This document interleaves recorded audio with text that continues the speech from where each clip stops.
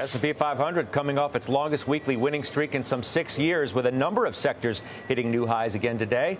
Our next guest sees some possible short-term trouble in the charts heading into the new year. Let's bring in Chris Verrone, head of technical and macro research at Strategas. Welcome back. Great to be here. So technically speaking, Are we looking a little dicey? What's the story here? Well, I just want to nuance this here a little bit. We've had this incredible momentum surge over the last 6 or 7 weeks. And when you look at kind of the long-term track record behind that, whether it's getting 90 stocks above the 50-day moving average, or the surge in 1-month highs, or the 7 weeks in a row with market up, that tends to foreshadow very strong returns 6 and 12 months in the future. Okay. When you look at the returns over the next 1 to 3 months, it's more random. I just want to be mindful that you had this momentum surge. You could get a consolidation or a pause as we kind of go into a presidential election year. The seasonality around that tends to be a little unique. We have primaries starting in mid-January. Just something to keep our eye on here. That's fair. I feel like we need to separate, though, the what from the why. Like the what is like, oh my God, we've done so much in 6 weeks. Look at the numbers. Look at all these. Look at the small caps. They're up X. Then this sector's up that.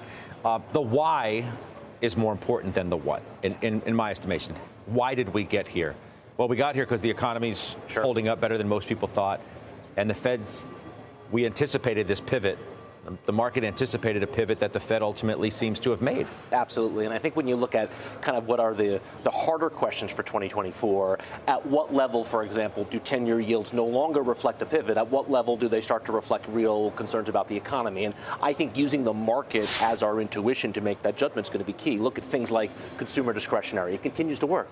I think so long as things like discretionary is better than staples, or transport are better than utilities, you'd say the market's okay with the economy here. So in terms of the longer-term call, that is still very much intact. Just be a little aware of some of the sentiment work here. I don't think it's a huge issue in late December, early January, but the flows are getting hotter. And what's the immutable rule of Wall Street? As prices change, so do attitudes, right? And attitudes of the last 4 or 5 weeks, rightfully so, have certainly changed. I just want to be a little bit aware of that into the first part of 24. I feel like you are more positive on the market than you've been in a while. I mean, it sounds like you're fairly bullish into 2024, dare I say, with a couple of just little caveats. Yeah, I think you have to be. And the reality is the trend of the market is up. It remains up. We've had this very impressive momentum surge. I think the change really came in the last 6 weeks. We went through this 10-month period where the first 10 months off last year's low looked nothing like the bull markets we're accustomed to. And then you finally began to see the confirmation. The surge in new highs, the expansion in breadth, all the things you'd want to see early in new advance, we've gotten that here. You can correct from that in the short term, but I think you're absolutely right. The trend of this market is still very much intact here. So we're having these debates over what happens with mega caps. Yeah. How do you view that sector?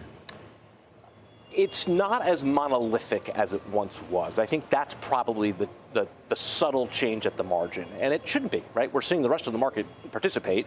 I thought it was notable last week. You had Google and Lilly actually making 3-4 month relative price lows versus the S&P.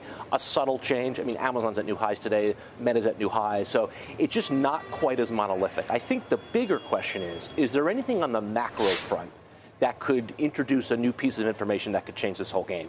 Watch the dollar here, right? This whole move in the Magnificent Seven all year has largely been associated with strong dollar. Right. That seems to be changing. Right. Yeah. Are you suggesting that dollar weakens, like commodities get a bid, where we start talking about rising oil and gas prices again, or inflationary things? What do you mean? It's interesting to me, as dollar weakens here, we're really not asking why, right? Is it because inflation expectations are actually going to reaccelerate at some point in 24? No, dollar's weakening because the Fed has pivoted, right?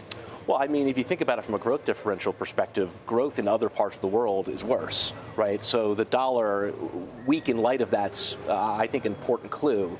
And when you talk about some of the changes in leadership, look at the metals and miners. Look at the Aussie dollar starting to turn up. Freeport, Southern Copper, all of these things that we haven't seen in 2 years might be starting to inflect here. The leadership of this market has been the tech names, the discretionary names. Be open to a little subtle change. I think you're seeing it with these resource-oriented groups.